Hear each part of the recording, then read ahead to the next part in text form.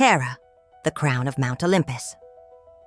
In the highest chambers of Mount Olympus, where divine light filters through clouds of pure gold, sits Hera, queen of the gods, in a throne carved from immortal peacock feathers. Her presence commands absolute reverence, not through raw power like Zeus, but through an aura of regal authority that makes even the mightiest gods measure their words carefully. She is the epitome of divine beauty, with features that shift between stern majesty and maternal warmth. Her dark hair crowned with a diadem of stars that once formed a constellation. Known as the perfect queen, Hera's origin story is deeply woven into the fabric of creation itself. Born to the Titans Cronus and Rhea, she was the third daughter and fifth child, swallowed by her father in his paranoid attempt to prevent prophecy.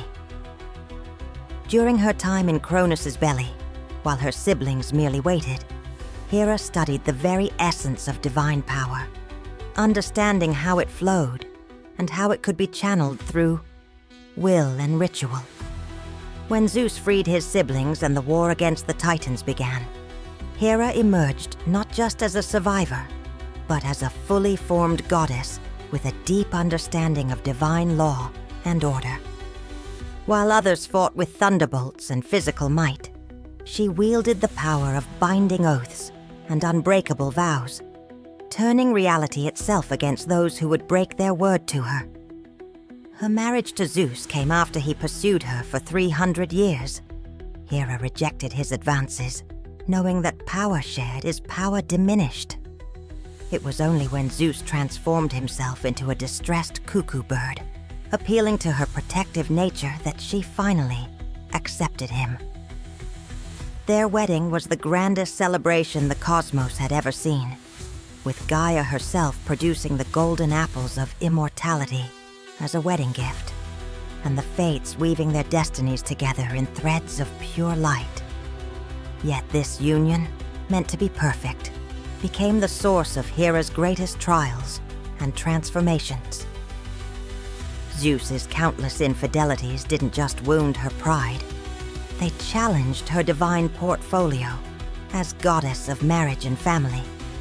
Each betrayal forced her to choose between her roles as wife and queen, between personal vengeance and divine responsibility. These struggles forged her into something more complex than just a jealous wife or a stern queen. Hera's power manifests in ways both subtle and profound. She is the keeper of the bonds of oath, ancient magics that can bind even gods to their sworn word.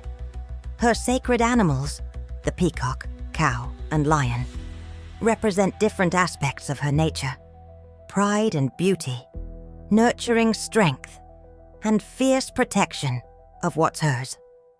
The cuckoo, though connected to Zeus's trickery, became a symbol of her ability to turn deception back upon the deceiver.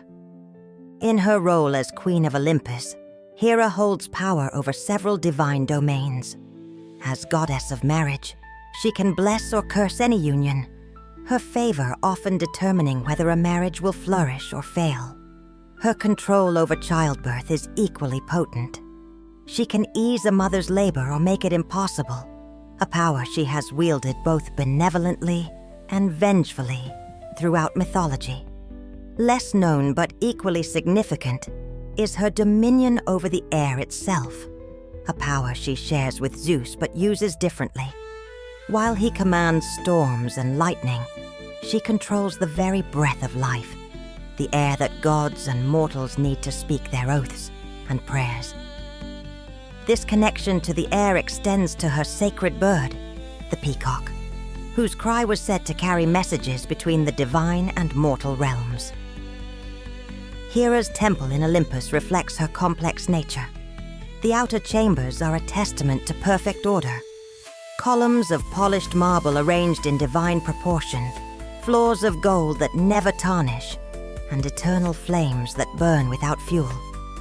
But in her private sanctuary, the architecture becomes more organic, with living vines of silver wrapping around columns of cloud and pools of pure starlight, in which she scries the truth of both past and future. The Queen's court is attended by the Horai, Hours, goddesses of natural order and morality, and the Charites, Graces, embodiments of charm and beauty. These lesser goddesses help maintain the perfect order Hera demands, but also serve as her eyes and ears throughout the divine and mortal realms. She also commands the 100-eyed giant Argus, though his form has changed since his death. Now his eyes are stars in the night sky, forever watching for threats to divine order. Hera's relationship with mortals is complex and often misunderstood. While tales focus on her punishment of Zeus's lovers and offspring, she is also the protector of legitimate marriages and families. Women who maintain their marriage vows find in her a powerful ally, and those who pray to her for justice against unfaithful spouses often receive divine intervention. She has a particular fondness for mortal queens, seeing in them a reflection of her own struggles to maintain dignity and power in challenging circumstances.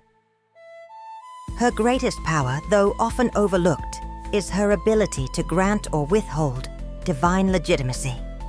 As Queen of the Gods, her acceptance can elevate a demigod to true divinity, while her rejection can bar even the most powerful being from Olympus.